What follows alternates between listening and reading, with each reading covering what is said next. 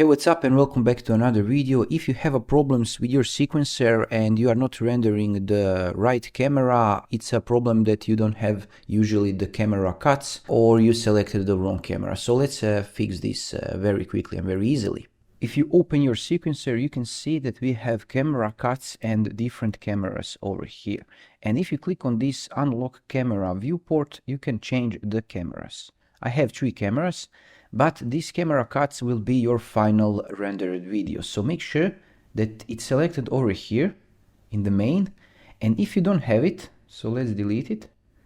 Go over here, add, and click camera cut track. Under this camera, add all 3 cameras. We added the first one and you can reduce the duration. You can go plus button, add camera 2, and you can add over here, move it and add camera 3. And you can see that we have now, if I click play,